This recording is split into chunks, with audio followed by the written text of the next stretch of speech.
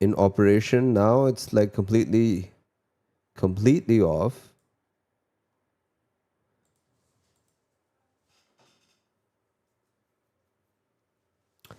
This is a oil product tanker. This is a passenger ship.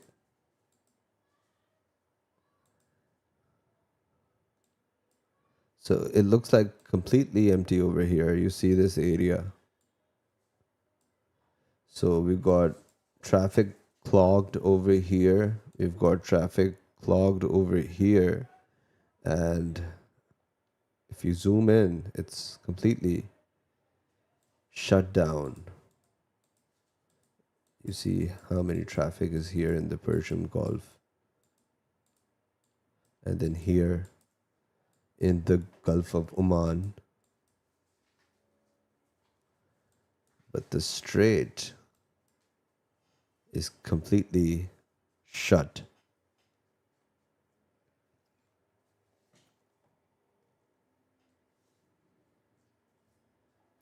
So these are live pictures coming from the Strait of Hormuz.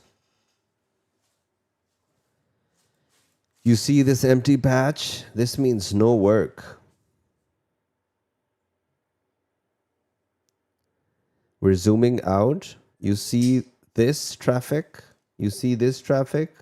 All blocked because this area is almost closed down. Just a few ships we can tap and see. This is an Iranian container ship. This is a pusher tug.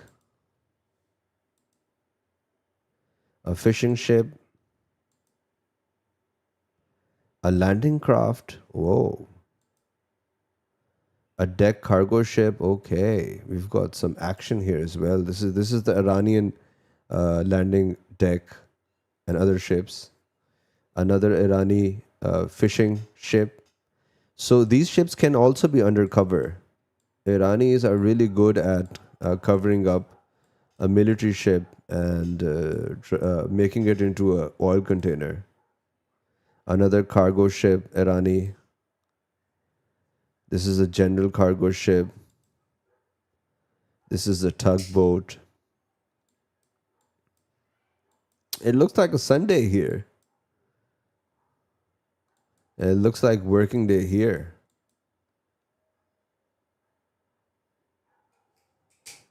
So yeah, this is how the Strait of Hormuz looks like right now. This is live feed coming from the Strait of Hormuz.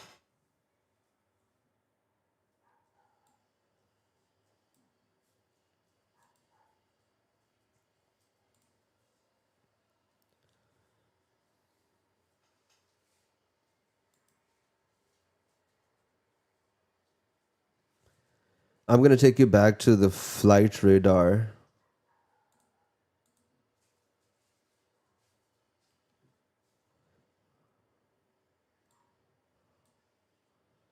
We've got a plane that is actually,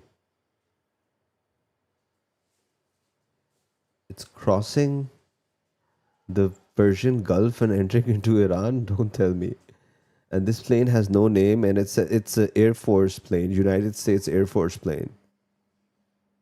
But it looks like a passenger plane, and it's being tracked by 18,000 people right now. Let's see what it does. You can see the track of this plane. It took off from here somewhere.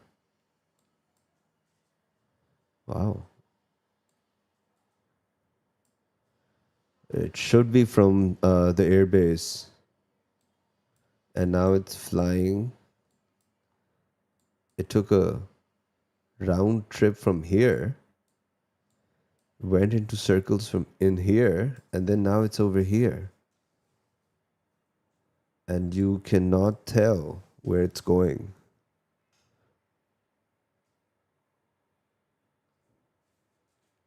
This plane is being tracked by 20,000 people right now. And it ranks as the world's on the fourth most tracked plane in the world. You're saying you're watching live pictures of the shores of Qatar. There's an American plane, a US Air Force plane on the Persian Gulf facing Iran's border. It took off from here, the track is. From here, went over here, just glided over the downtown main area, I think. This is Bahrain, actually. And it went into circles here in Bahrain, and then now it's out into the Persian Gulf and moving towards Iran. I'm going to zoom it in so we can like see if it's still going, what's going on here. So here's the plane.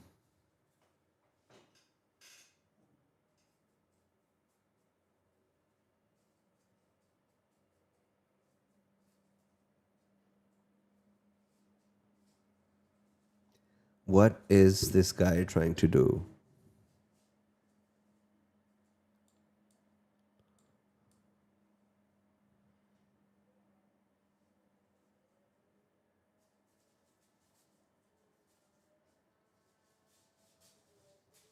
This is actually Saudi Arabia. This is the Dammam airport. It took off from here, Al Kharj, Saudi, near Riyadh. It flew over Dammam, went round in circles over here, over Al Bawadiyah, and then it went off into the Persian Gulf, and we can still see it. It seems like it's jammed or something. Let me refresh this. Yep, it's still there.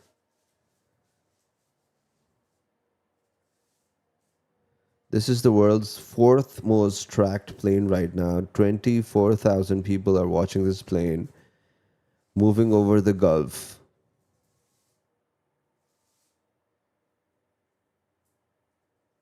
It should be around 6 o'clock in the evening in Tehran, in Iran.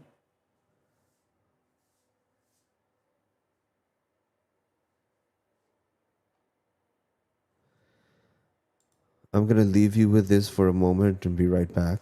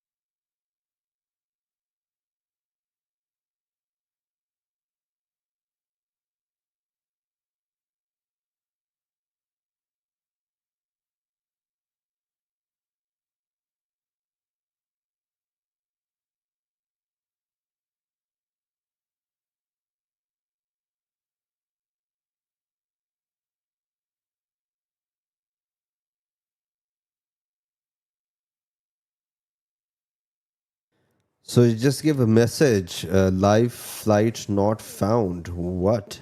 Did it turn its radar off? Could that even be possible?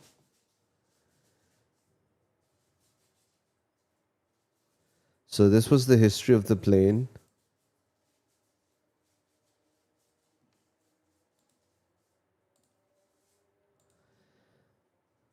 This was weird.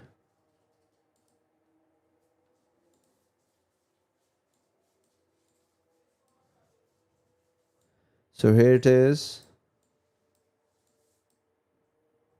Saudi Middle Land airports are on.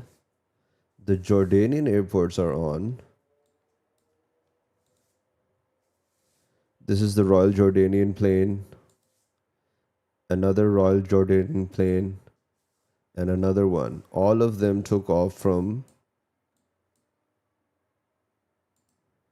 the same spot. This one is coming from Istanbul. One is coming from Istanbul. The other is coming from Cairo. And the one on the first spot is coming from Cairo. Two from Cairo, one from Istanbul, arriving in Jordan.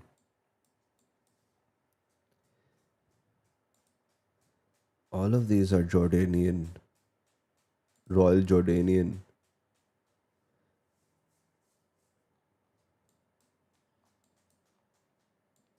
It came from Jeddah. Okay, this one came from Jeddah. This is yet to fly. Another Royal Jordanian. So this is how the airfield looks like.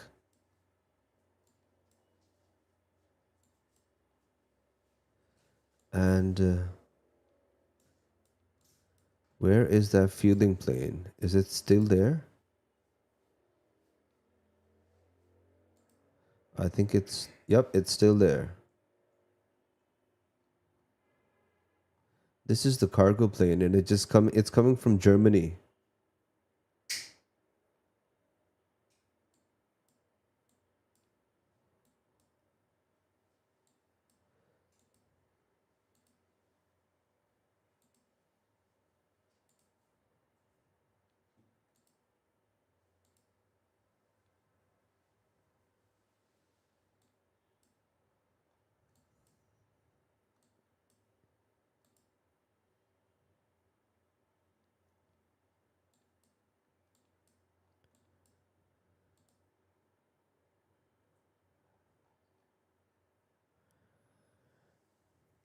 The airfield over Riyadh is pretty busy.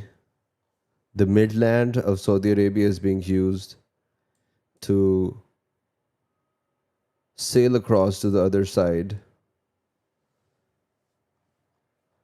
UAE, this is how UAE looks like.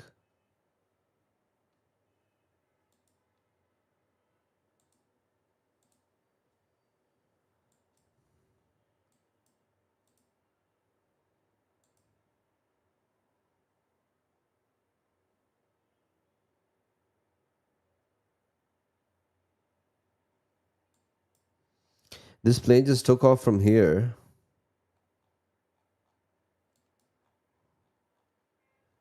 Here somewhere. What? And this is the world's second most tracked airline right now, plane right now. 21,000 people are watching this plane.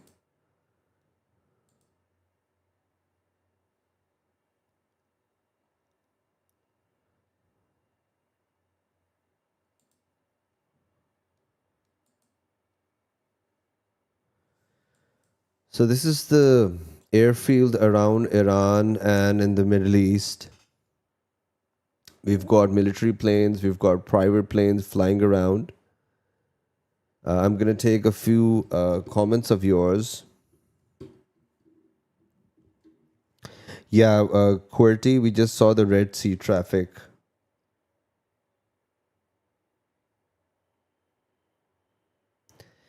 Depends. 3 old planes. Remember, they downed 2 F-22 on the way back after training in Alaska some years ago. Pilot plane went over the edge for nothing.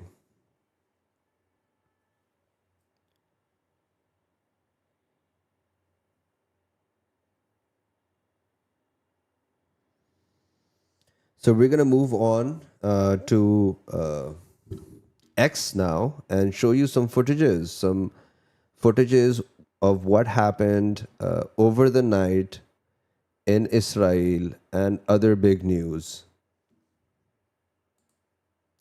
I'm going to take you back to this Beirut skyline and take a short break. Then we're going to go to Twitter, X.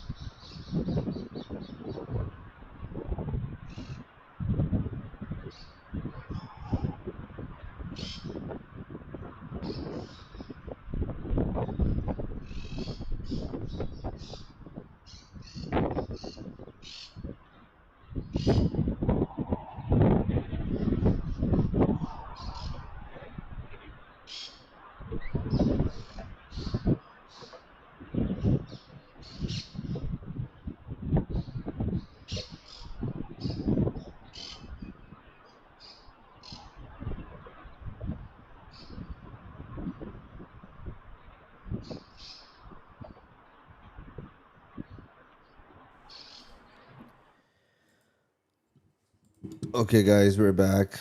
We can now go towards Twitter now. What's going on there? See some visuals. Okay, so this is drop site. New footage shows US base in Bahrain under Iranian missile strike.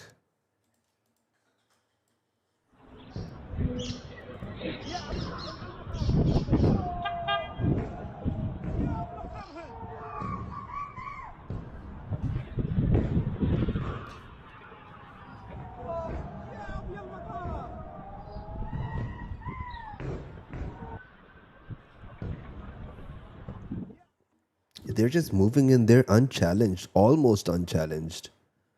Just hitting there.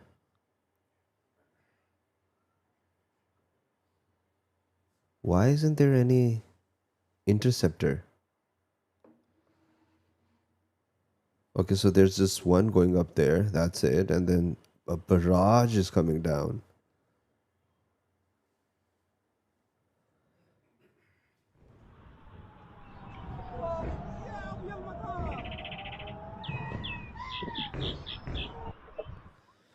So that was, according to drop site, that was Bahrain US base under attack. So you need to be careful. There is a lot of AI stuff going on there too, because CCTV camera footages and far long shots are easy to be made on AI and looks pretty real. So Suleiman Ahmed, major hits in Israel. Is this real? He's asking. By the audio of the people talking, I think it's AI.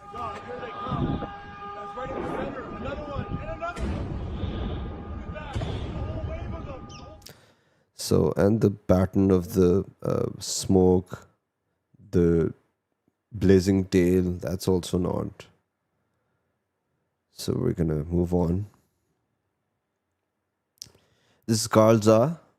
Chinese state TV CCTV reporter shows extensive damage in center of Tel Aviv by Iranian missiles.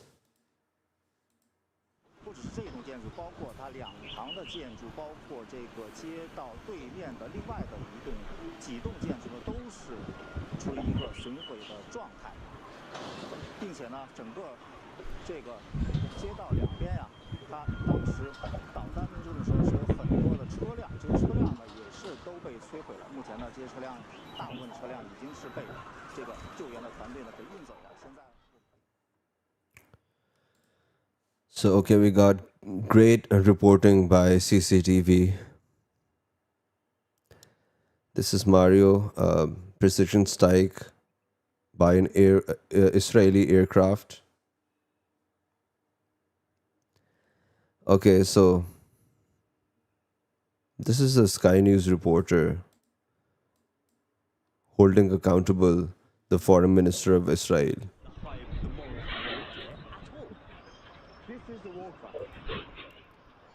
Wait.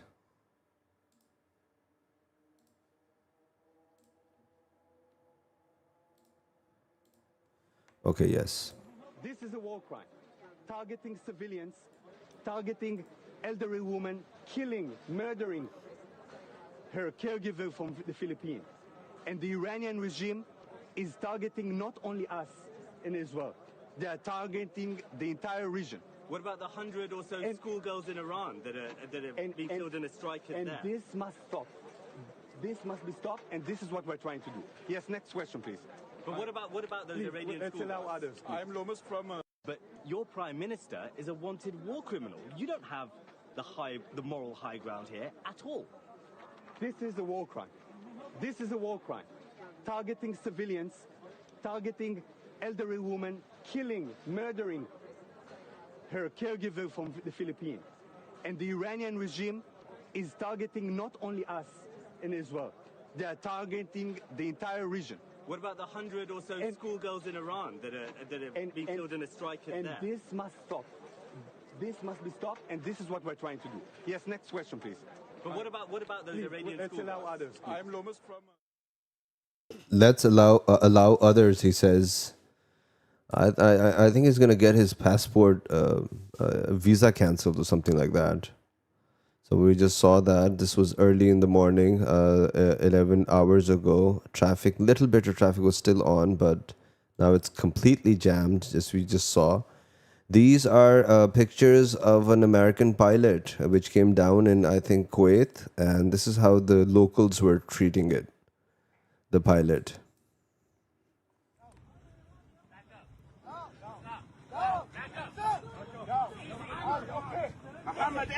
Muhammad.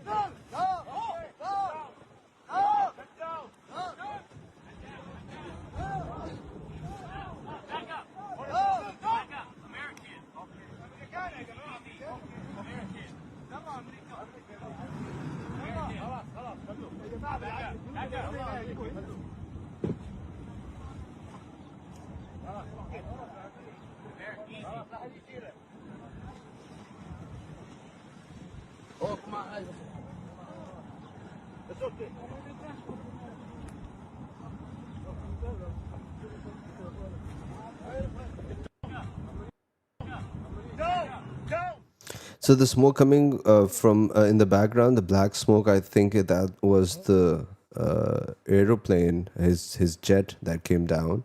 And he's telling them that back off, I'm an American. He goes down on his knees, trying to show that he's harmless. And as soon as these guys get to know, okay, we're on the same side, they back off.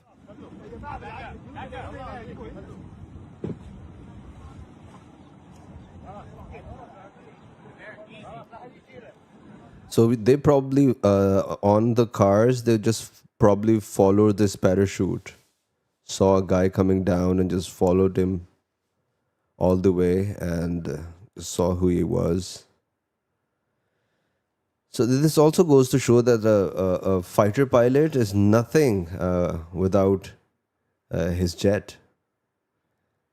This guy is an advanced, trained guy. No matter what country you belong to, the Air Force guys are like very well trained. So look at them. Two guys standing behind the fence. We're gonna move on. This is the same guy loaded in the car. 1 minute. لا لا شبه الدبه 1 minute. 1 minute. 1 minute. They're making movies. 1 minute. 1 minute. لا لا شبه الدبه 1 minute. 1 minute. 1 minute.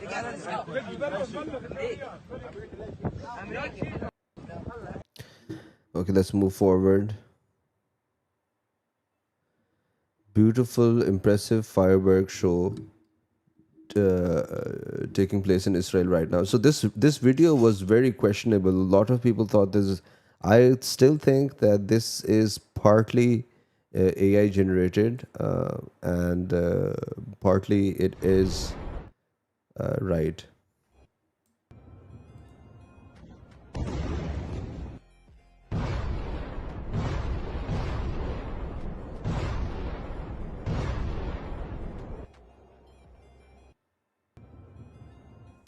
So this strike, I think it's original, the first one, this one, and then the scene changes. You see, the scene changes.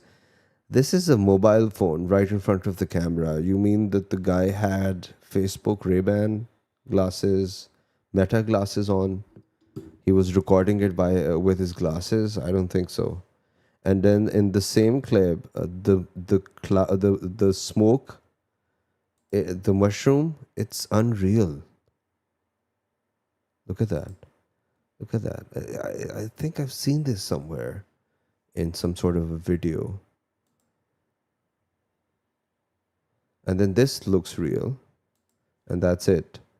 So these are like 3 clips binded together to make it feel like it's the same. So even Grok is having problems identifying this because he says that this is a real footage. This is real footage from Iranian ballistic missile strikes on Israel tonight, March 2nd, 2026.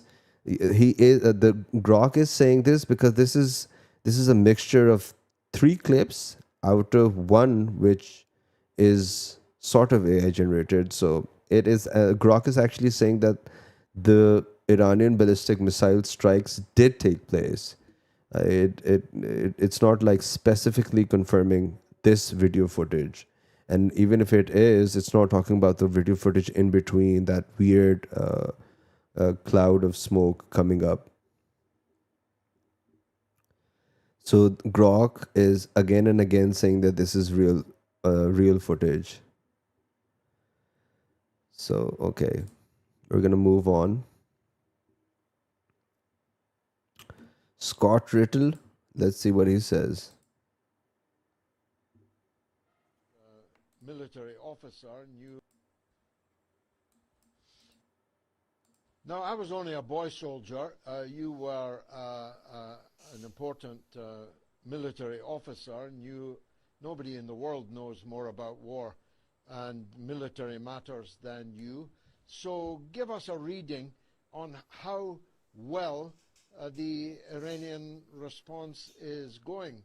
It looks to me, although I may be an ingenue, that they're actually doing extremely well.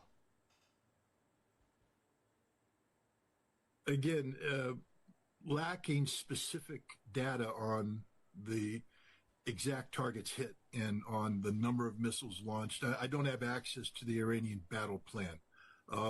But what we can see suggests exactly that which you have said, that the Iranians are doing extraordinarily well.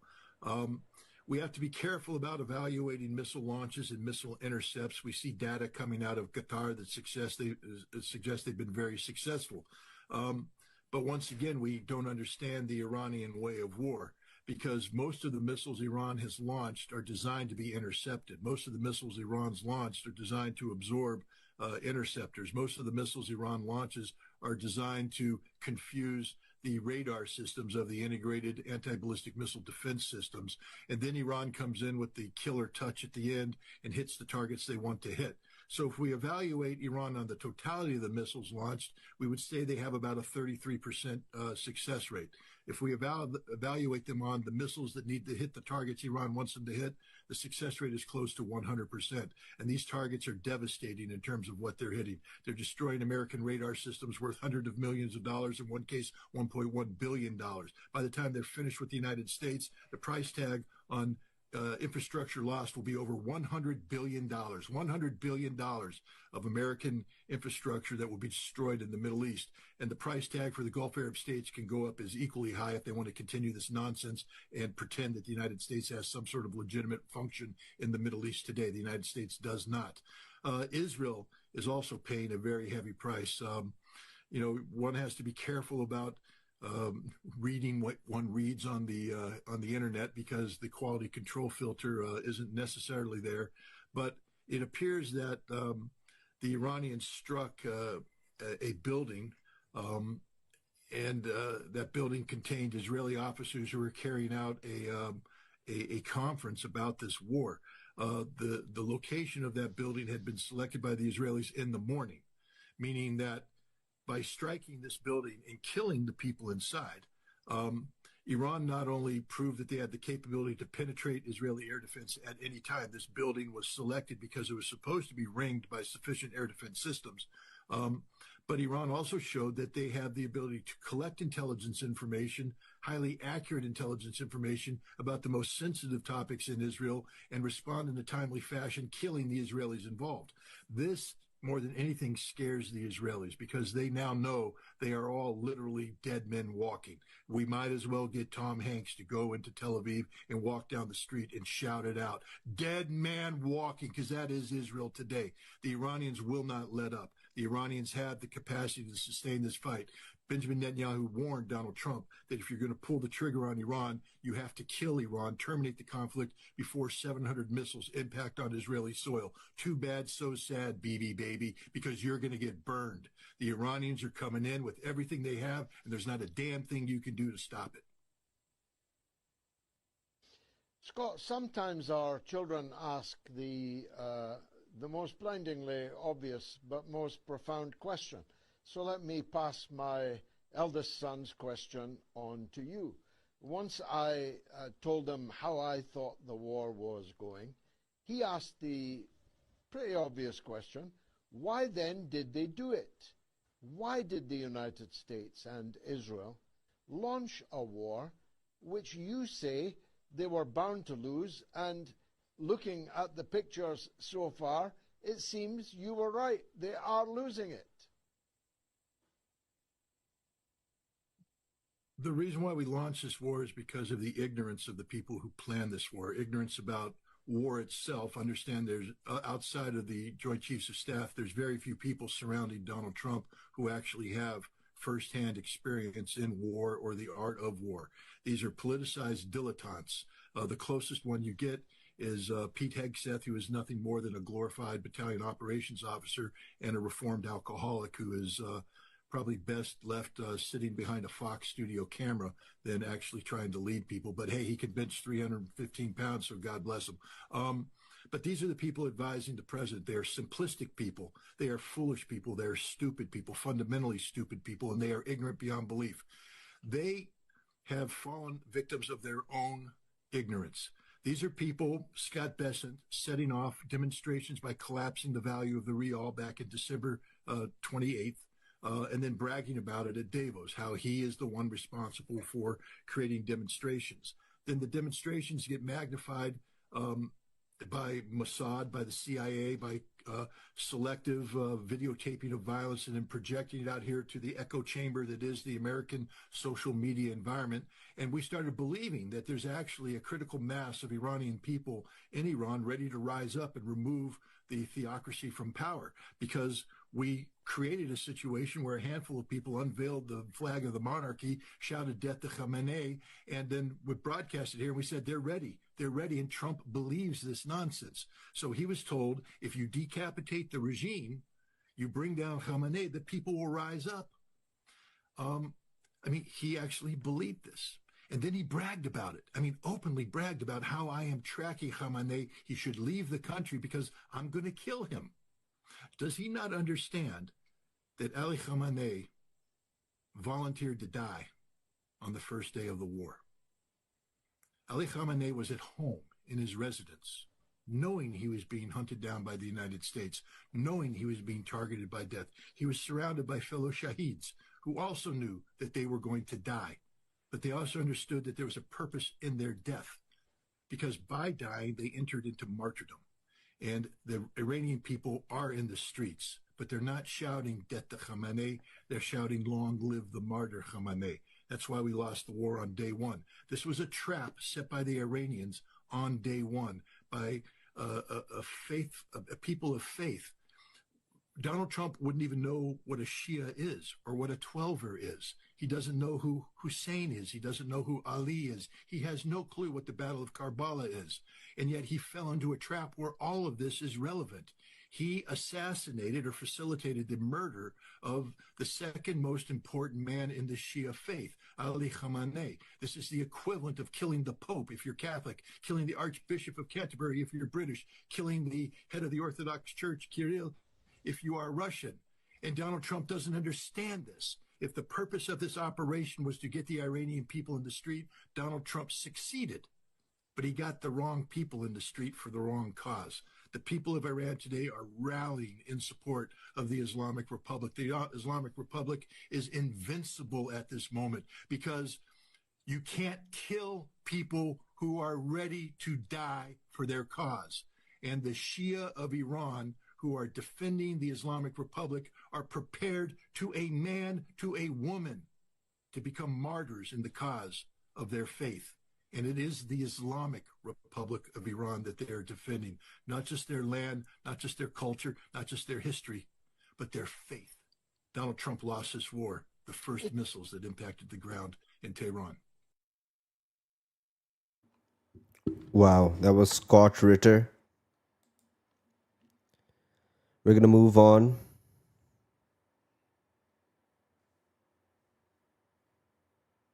Let's see what happened here.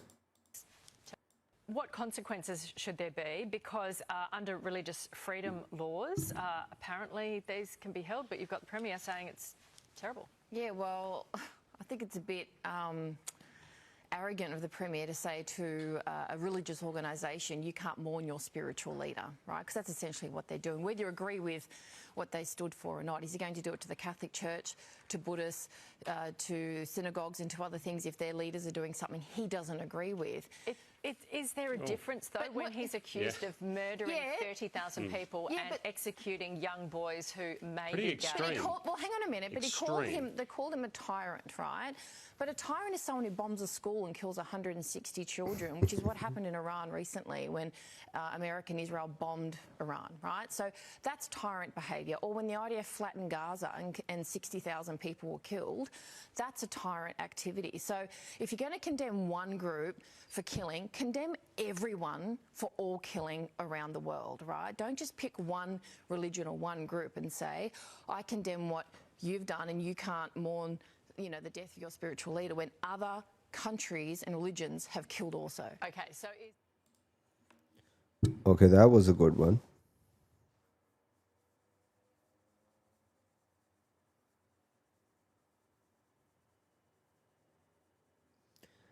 An unexploded US kamikaze drone was found on farmland in West Iraq on Monday. This is going to be funny.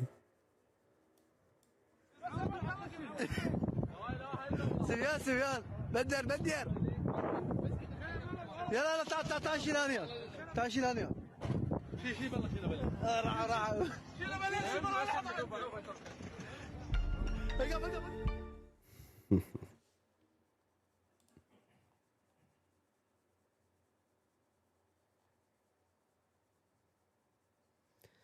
This is the US American Embassy in Saudi.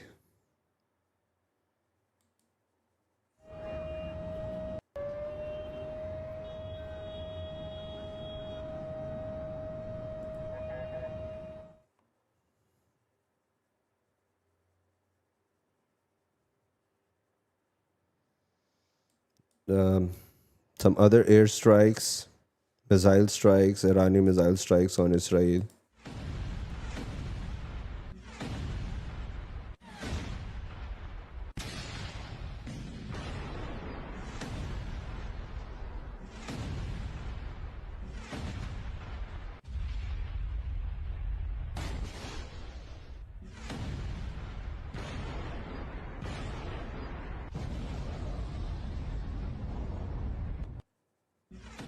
So you can see all of these coming down with unchallenged, with no opposition. It looks like there's no interceptors here. Just clean landing. So it's known that any air defense system can be overwhelmed, and this is what Iran had in mind since the first day. And this is what they're doing. They're just overwhelming the air defense systems.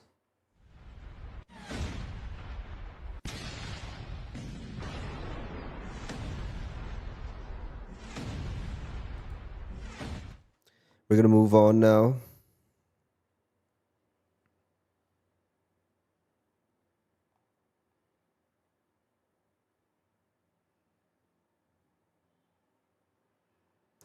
Okay, so this is Kuwait. Successful passage of Iranian missiles through all the defense missiles of the US base.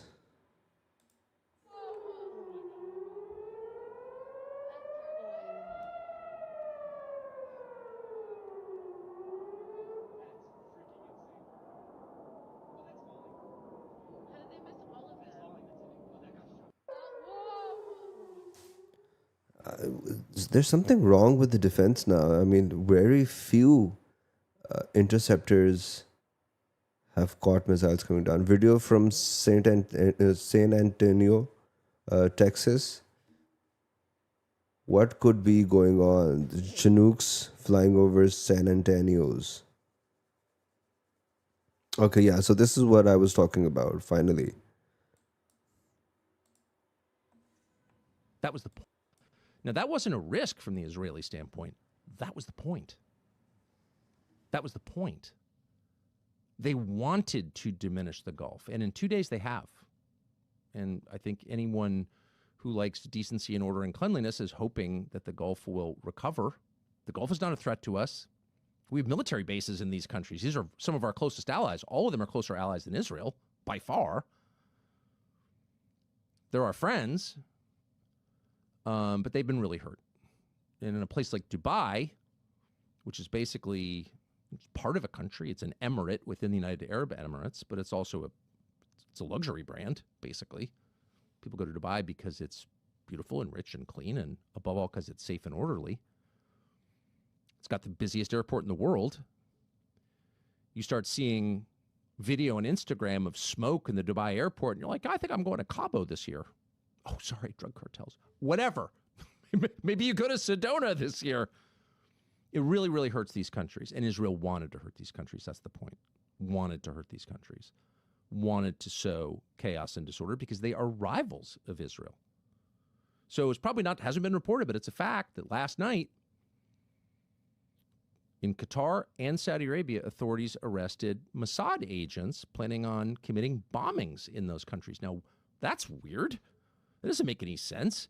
Why would the Israelis be committing bombings in two Gulf countries which are also being attacked by Iran? Aren't they on the same side? No. No. Israel wants to hurt Iran and Qatar and UAE and Saudi and Bahrain and Oman and Kuwait. And they've succeeded. Yeah, so I'm going to play that over again. You can find that on the Tucker Carlson show on YouTube. It's available now. The entire episode is, I think, an hour and a half long. So I'm going to take you back into the clip. It's just 1 minute and 54 seconds. Point. That was the point. That was the point. They wanted to diminish the Gulf, and in 2 days they have. And I think anyone who likes decency and order and cleanliness is hoping that the Gulf will recover. The Gulf is not a threat to us. We have military bases in these countries. These are some of our closest allies. All of them are closer allies than Israel, by far. They're our friends, but they've been really hurt. And in a place like Dubai, which is basically part of a country, it's an emirate within the United Arab Emirates, but it's also it's a luxury brand, basically. People go to Dubai because it's beautiful and rich and clean, and above all, because it's safe and orderly. It's got the busiest airport in the world. You start seeing video on Instagram of smoke in the Dubai airport, and you're like, I think I'm going to Cabo this year. Oh, sorry, drug cartels. Whatever. Maybe you go to Sedona this year. It really, really hurts these countries. And Israel wanted to hurt these countries. That's the point. Wanted to hurt these countries. Wanted to sow chaos and disorder because they are rivals of Israel. So it's probably not, hasn't been reported, but it's a fact that last night in Qatar and Saudi Arabia, authorities arrested Mossad agents planning on committing bombings in those countries. Now, that's weird. That doesn't make any sense. Why would the Israelis be committing bombings in two Gulf countries which are also being attacked by Iran? Aren't they on the same side? No. No. Israel wants to hurt Iran and Qatar and UAE and Saudi and Bahrain and Oman and Kuwait. That was Tucker Carlson. You can follow him on his YouTube. His entire episode is available there. We're going to move forward really quickly. Okay, here's Brian Berletic. Let's see what he's saying. A bit of what he's saying. It's a 30 minutes video. People have to remember, I am based in Southeast Asia. I'm about 12 hours ahead of the U.S. Eastern Standard Time. So from my perspective, it is day 4 of these military operations. And I want to point out 2 posts that I have made since I published my last video yesterday.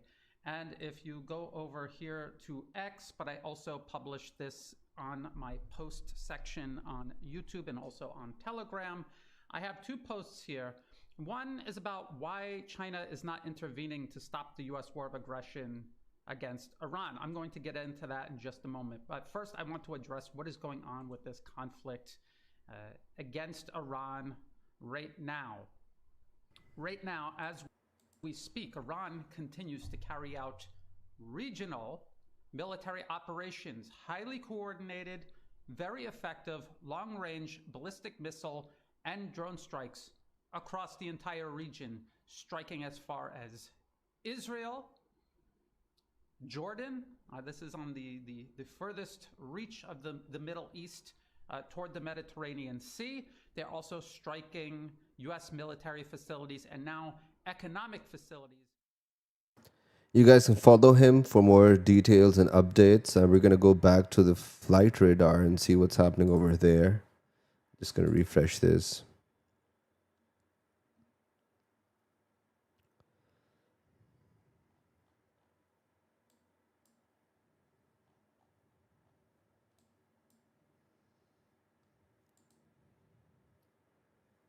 This is the private owner in Qatar. Flew up from here, just making rounds of the Qatari airfield.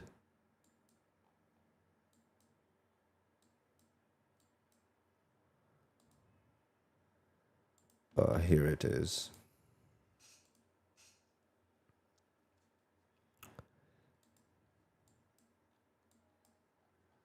So this is the plane making rounds in the Qatari airfield. It's unidentified and it says that it belongs to a private owner. 13,000 people are watching this plane.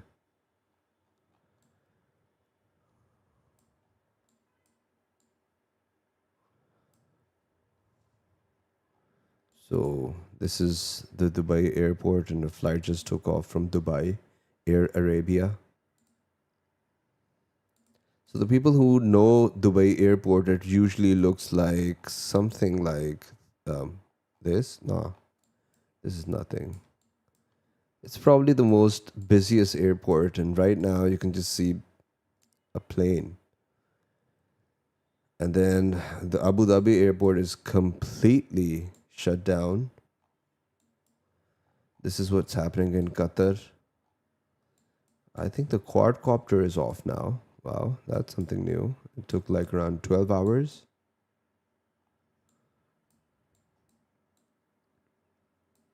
Let's see if we can find it somewhere. Going back. Nope. It's vanished. So a lot of private jets. This one. Another one following it. Took off from Cairo. This doesn't tell. We can track it back.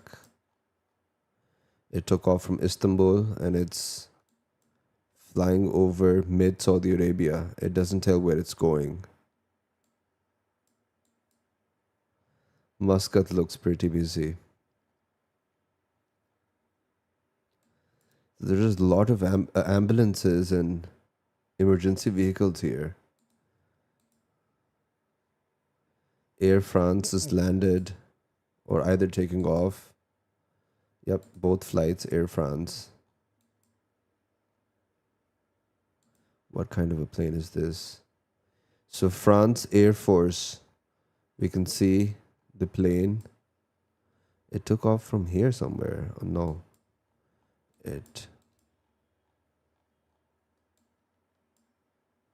Wow, it came from here. It came from France. And this is the 6th most followed plane in the world right now. A lot of helicopters here, the French helicopters. We see jets as well.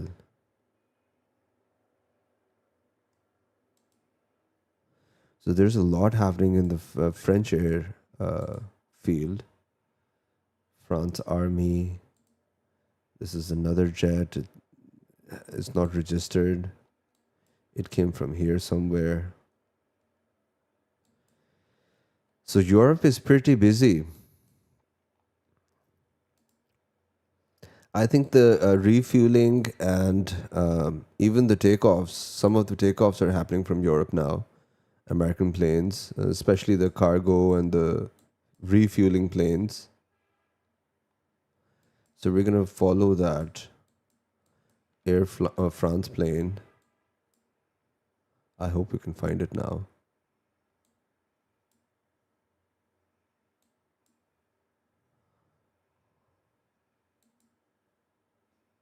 Oops.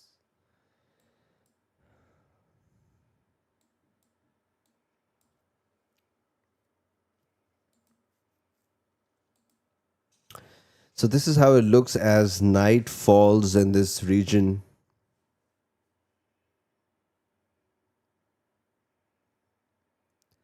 I'm going to take you back to Twitter.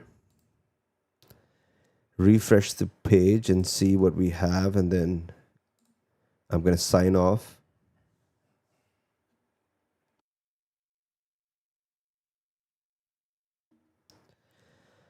Okay, videos trying to show that it's pretty normal in UAE. These are strikes happening. I don't know if this is... Grok is saying that this isn't AI generated. This fishy. Yep, this one.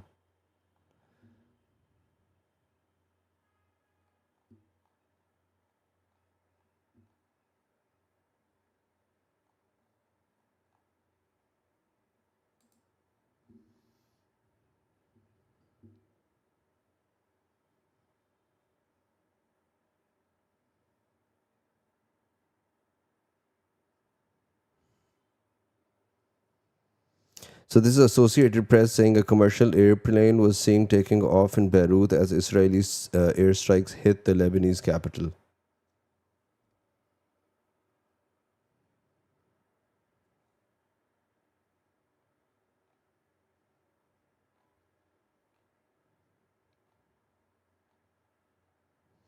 So I think this is it for now. For further updates, subscribe. We'll let you know as soon as you get our notification as soon as we go live. Thank you very much for joining us.